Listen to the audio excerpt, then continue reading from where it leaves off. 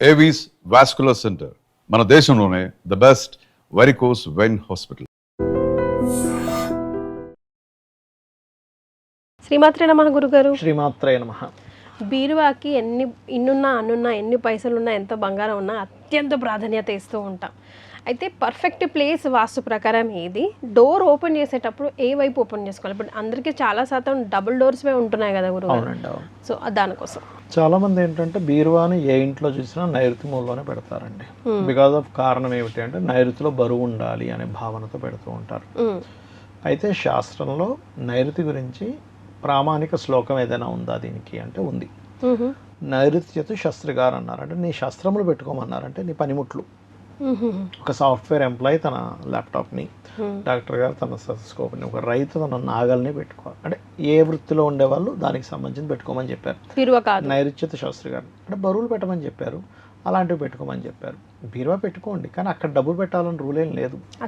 చాలా మంది ఏంటంటే బీరువాలో ధనం పెడతాం కాబట్టి నైరుతిలో పెట్టేసి నైరుతిలో డబ్బులు పెడతాం. కానీ సమ్ టైమ్స్ ఏమవుతుందంటే టిల్ట్ అని ఉంటుంది మనకి. ఒక్కొక్క ఇల్లు ఒక 5 degrees 10 degrees 3 degrees లేకపోతే 20 degrees టిల్ట్ అవుతూ ఉంటాయి. 30 degrees కూడా టిల్ట్ అయినా ఉంటాయి. అవి ఒక్కొక్కసారి ఇటు టిల్ట్ అవుతుంది రివర్స్లో. అంటే ఆల్మోస్ట్ అది సౌత్ వైపు టిల్ట్ అయింది అనుకోండి, అప్పుడు దక్షిణ నైరుతి అంటే టాయిలెట్స్ జోన్, వేస్టేజ్ జోన్ ఏదైతుందో అది నైరుతి వైపు వస్తుంది. అలా నైరుతి వైపు వచ్చినప్పుడు మీరు బీరువా పెట్టి అక్కడ డబ్బు పెడితే డబ్బు నిలబడదు, ధన నష్టం జరుగుతుంది, ధనపరంగా చాలా ఇబ్బంది పడతారు, వేస్టేజ్ ఎక్కువ అవుతూ ఉంటుంది.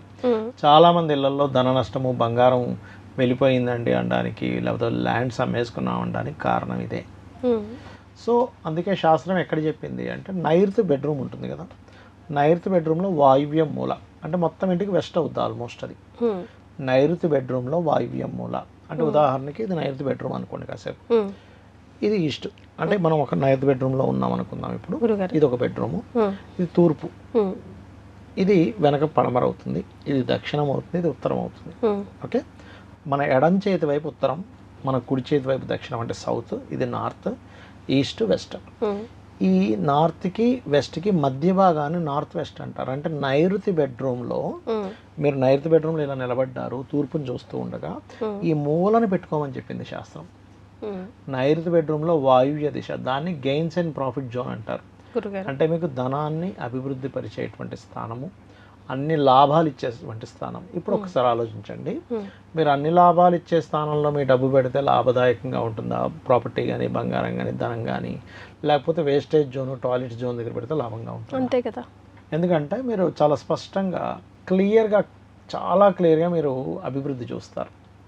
నైరుతిలో పెట్టిన దానికంటే ఒక్కొక్కసారి నైరుతి ఫైన్, కానీ ఒక్కొక్కసారి దక్షిణ నైరుతి అవుతుంది టిల్ట్ అయి.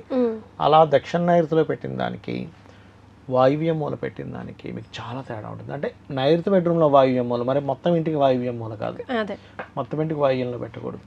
బెడ్రూమ్కి సంబంధించి మొత్తం ఇంటికి వాయువ్యంలో బియ్యం బస్తా పెట్టమని చెప్పారు, వాయువ్య భాండార సంస్థితం అని చెప్పారు శాస్త్రంలో. సో నైరుతి బెడ్రూమ్లో ఇంకా కరెక్ట్గా అయితే మీరు ప్లానింగ్ గీసుకొని నీట్గా వెస్ట్ జోన్ ఎక్కడ వస్తుందో చూసుకొని వెస్ట్లో పెట్టుకుంటే, west is the gains and profit zone, అక్కడ పెట్టమని చెప్పారు.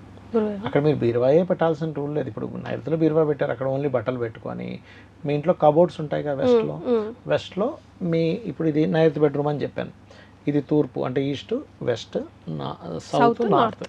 మీ ఎడం వైపు అంటే మీరు సూర్యోదయం అవుతున్నప్పుడు మీరు ఎదురుగా చూస్తున్నారు ఉదయం పూట, మీ ఎడం చేతి వైపు ఈ మూలని పెట్టుకోవాలి. మీరు అలా ధనాన్ని అక్కడ పెట్టి చూడండి, ఇంకా క్లియర్గా మీరు జోన్స్ కనుక క్యాలిక్యులేషన్ చేసి ఎగ్జాక్ట్లీ బెనిఫిట్ జోన్లో పెట్టి చూడండి, అభివృద్ధి ఖచ్చితంగా వచ్చి తీరుతుంది. ఎందుకంటే అక్కడ ఉండేటువంటి పదాలు ధనాన్ని అభివృద్ధి పరిచేవి ఉంటాయి. రెండో ఆప్షన్ కూడా ఉంది, ఉత్తరే నిధి సంస్థితం అని చెప్పారు శాస్త్రంలో. అంటే ఉత్తరం మధ్యలో నిధులు పెట్టుకోమని చెప్పారు. అంటే ధనం, అక్కడ కూడా మీరు ధనం పెట్టుకోవచ్చు, బంగారం పెట్టుకోవచ్చు, తప్పులేదు. కాకపోతే ఆల్మోస్ట్ ఉత్తరంలో ఏమవుతుందంటే హాల్స్ వస్తుంటాయి, ఒక్కోసారి కుదరకపోవచ్చు. లేదండి వాయువ్యంలో గది ఉంది, అక్కడ ఉత్తరం జోన్ వస్తుంది, అక్కడ కూడా కొంత ధనం పెట్టుకోవచ్చు అని చెప్పింది శాస్త్రం. ఎందుకంటే ఉత్తరానికి బుధుడు కారకుడు, ఉత్తరానికి కుబేరుడు కారకుడు. సో కుబేర స్థానంలో ఇవాళ రేపు ఏమవుతున్నాయి, ఉత్తరంలో బాత్రూమ్ పెడుతున్నాం తెలియక, ఎందుకు ధన నష్టాలు జరుగుతున్నాయి, ఎందుకు ధనపరంగా ఇబ్బంది పడుతున్నామంటే ఉత్తరే నిధి సంస్థితం అని చెప్తే నువ్వు ఉత్తరం దగ్గర పోయి మలమూత్ర విసర్జన చేస్తాయి. అట్లా ఉత్తరానికి కుబేరుడు కారకుడు, నువ్వు పోయి ఆడపోయి మలమూత్ర విసర్జన చేస్తే మీ కుబేరుడు ఎందుకు అనుగ్రహించాలి? చిన్న లాజిక్ కదా. అదంతే కదా. మనం దేవుడి పట్టం దగ్గరికి వెళ్ళి అక్కడ పోయి మలమూత్ర విసర్జనలు చేయంగా. కుబేరుడు అంటే ఎవరు? వెంకటేశ్వర స్వామికి అప్పిచ్చిన వాడు ఆయన. నిధులు ఉంటాయి ఆయన దగ్గర. అలాంటి నిధులు ఉండేటువంటి ప్రదేశంలో, ఆ నిధులు పెట్టుకోవాల్సిన ప్రదేశంలో తీసుకుపోయి మనం బాత్రూమ్లు పెడుతున్నాం, లెటర్లు పెడుతున్నాం, మలమూత్ర విసర్జనలు చేస్తున్నాం, అంతా కంపు చేస్తున్నాం. ఆ జోన్ మొత్తం స్పాయిల్ అయిపోతుంది. రైట్. గురుగారు, మస్ట్ కెప్ట్ విషయాలు ఏమన్నా ఉన్నాయా బీరువాలో? వాస్తులోన బీరువాలో అంటే ఒకటేనండి, మనకి ఏంటంటే లక్ష్మీ వస్తువులు కొన్ని ఉంటాయి. ఈ చక్రాలు ఉంటాయి చూసారు, మీకు తెలుసు కదా, గోమతి చక్రాలు. అండ్ అట్లాగే మనకి బీరువాలో ఫస్ట్ ఆఫ్ ఆల్ ఏంటంటే, ఎప్పుడైనా మీరు గుర్తుపెట్టుకోండి, బీరువాలో పెట్టే వస్తువు కంటే కూడా బీరువాలో ఒక వస్తువు అంటే కొంత ధనం మీకు వచ్చింది, ఈ నెల జీతం వచ్చింది, లేకపోతే ఏదో బంగారం కొనుక్కున్నారు, మీరు అమ్మవారిని తలుచుకొని పెట్టండి అక్కడ. ఇంకొంతమంది ఏం చేస్తారంటే లక్ష్మీదేవి చిన్న విగ్రహంగా ఏదైనా పెట్టుకుంటారు, పెట్టుకొని అమ్మ నీ వల్లే వచ్చింది అనే ఒక భావనతో, ఒక కృతజ్ఞత భావనతో మీరు అమ్మవారిని తలుచుకొని పెడితే అది నిలబడుతుంది ఇప్పుడు కూడా. అది గ్రాటిట్యూడ్ ఉండాలి కంపల్సరీ. కుబేర మంత్రం అంటే ఈ మధ్య సోషల్ మీడియాలో ఇంత డబ్బు వేసుకొని వర్షధారలాగా వస్తున్నట్టు, ఆయన ఇలా నడుచుకుంటూ వస్తే ఏదో మంత్రం, ఆ మంత్రం చదివితే ఇలా వస్తుంది అన్నట్టు చూపిస్తున్నారు. అది నిజమేనా గురుగారు? ఒక విషయం గుర్తుపెట్టుకోండి, కుబేర మంత్రం అన్నారు కాబట్టి మీకు ఒక విషయం చెప్తాను. ఆదిశంకరాచార్యులు వారి వృత్తాంతం మీకు తెలుసు. ఆయన భిక్షాటనకి వెళ్తూ ఉండగా, అతని 6వ ఏటో 8వ ఏటో సంథింగ్ వెళ్తూ ఉండగా ఒక ఇంటికి వెళ్ళినప్పుడు ఆ ఇంట్లో ఉండే ఒక స్త్రీమూర్తి, అయ్యో ఇంత గొప్ప వ్యక్తి వస్తే నేనేమి ఇవ్వలేకపోయాను అని బాధపడి ఇల్లు మొత్తం వెతికి ఓ ఉసిరికాయ వేస్తుంది. అప్పుడు ఆ దారిద్రాన్ని చూసి ఆ ఆదిశంకరాచార్యులు వారు లక్ష్మీదేవిని ప్రార్థిస్తాడు. లక్ష్మీదేవి వస్తూనే ఆవిడ ఒక మాట అంటుంది, శంకరా నువ్వు ఎందుకు పిలిచావో నాకు తెలుసు, ఆవిడని అనుగ్రహించాలి అంటే ఆవిడ పుణ్యం చేయాలి, ఏదైనా పుణ్యం లేకుండా నేను ఎలాగా ఇస్తాను అంటుంది. అంటే ఆదిశంకరాచార్యులు వారు లక్ష్మీదేవిని ప్రార్థించి ఆవిడ వచ్చినా సరే ఆవిడ చెప్పింది ఏంటంటే పుణ్యం ఉంటే డబ్బులు వస్తాయి, అంతేగాని ఏదో ఒక వేరు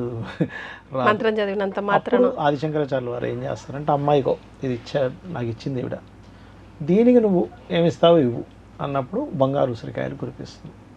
కాబట్టి ఏంటంటే దానము ధర్మము అనేటువంటివి చాలా ప్రాధాన్యతని చూపిస్తాయి. మనకి శాస్త్రాల్లో ఉమా సంహిత అని ఉంటుంది, అంటే మన ఉమామహేశ్వర సంవాదం అని ఒకటి ఉంటుంది మన మహాభారత అంతర్గతంగా.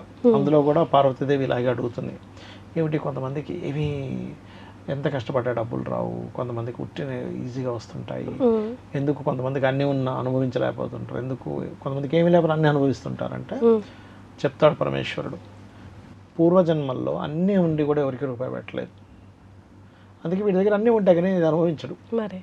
ఇంకో వ్యక్తి లేకపోయినా సరే ఉన్న దాంట్లో పక్కవాడికి పెట్టి ఉన్న దాంట్లో అతని జీవితాన్ని గడిపించాడు, అందుకే ఆయనకి ఏమీ లేకపోయినా సరే అన్నీ ఉండేలా కొనసాగుతూ ఉంటుంది అని. సో ఏం చేయకపోయినా మీ నిత్య జీవితంలో అట్లీస్ట్ ఇది అలవరుచుకోండి, ఇది ఇవ్వడమా లేకపోతే ఏదైనా ఎవరికైనా పెట్టడమా, లేకపోతే ఎందుకంటే మనము ఎన్ని కోట్లు సంపాదించినా ఎన్ని బిల్డింగ్లు సంపాదించినా ఒక్కడు కూడా వెనక్కి తీసుకెళ్ళాం. మనం తీసుకెళ్ళగలిగేది ఓన్లీ పాపం పుణ్యం. పుణ్యం అనేటువంటిది పరోపకారం చేయడం ద్వారా పుణ్యం వస్తుంది, పరపీడనం ద్వారా పాపం వస్తుంది. సో ఈ రెండిట్లో మీరు ఏది ఎక్కువ తీసుకెళ్తారో డిసైడ్ అయ్యి తీసుకెళ్ళాలి. సో నిత్య జీవితంలో ఏం చేయడం అలవరుచుకోవాలి గురుగారు?